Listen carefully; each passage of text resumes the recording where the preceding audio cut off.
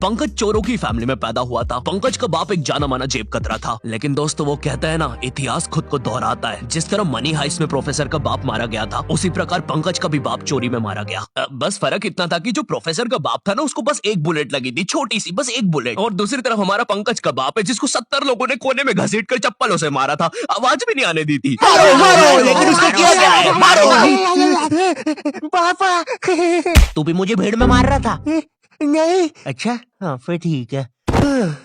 पापा। पंकज के बाप ने मरते मरते भी एक आखिरी बार जेब काटी, और वो जेब पंकज की ही थी। उसने पंकज के पीछे की जेब से 20 रुपए निकाले और वही 20 रुपए पंकज को दे दिए और कहा, बेटा इन बैंक वालों को मत छोड़ना। ये सुन के पंकज वहाँ से रोता रोता भाग गया। अब पंकज की कहानी भी मनी हाइस्ट की तरह ही थी, इसलिए पंकज ने अपनी तरह 4 और जेब कतरे ढूंढे और अपनी टीम बना ली। और इसी तरह मनी हाइस्ट के प्रोफेसर की तरह पंकज भी बन गया प्रोसेसर। हाँ, को स्पेलिंग लिखते नहीं आई।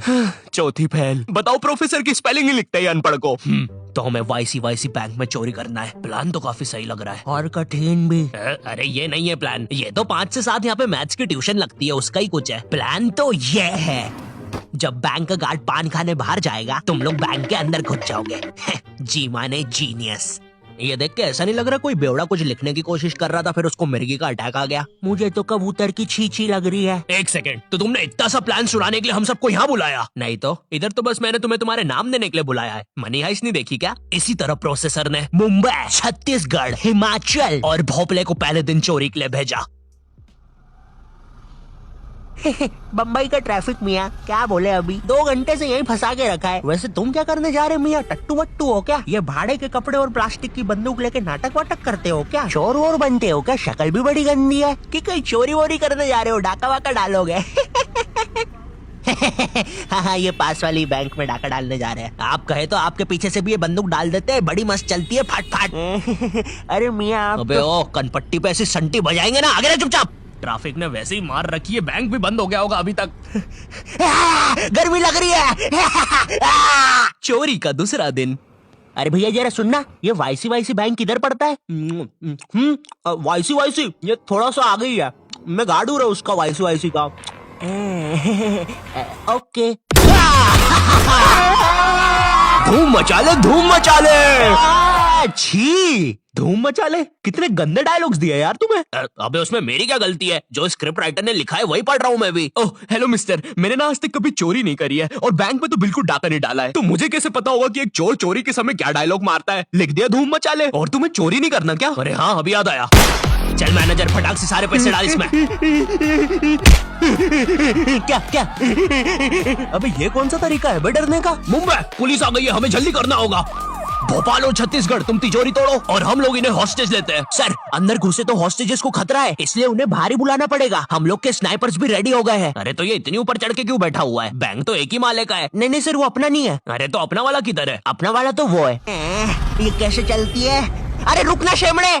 लगी रहा है। देख, हमें तिजोरी का पासवर्ड नहीं पता है और यहाँ पे कोई क्लू भी नहीं है जिससे हमें पता चले, तो अब काम आएगा हमारा दिमाग। खुल जा, खुल जा। हे ईश्वर, हमारी प्रार्थना सुने, इस तिजोरी को खोल दे। छू, छुप जा, फटेगा अभी। अरे ये तिजोरी खुलती क्यों नहीं है? सर अंदर से कुछ धमाकों की आवाजें आ रही है। सर कोई अनजान बंदा बहुत ही तेज बैंक की तरफ बढ़ रहा है। हमें लगता है इनका कोई गैंग मेंबर है। हाँ, तुम लोग मुझे नहीं पकड़ सकते। यार हम कितने नल्ले पुलिस वाले हैं। ये बंदा स्कूटी पे हमसे तेज जा रहा है। इस पल का मुझे बहुत पहले से इंतजार था, मैं इसी के लिए पैदा हुआ हूँ।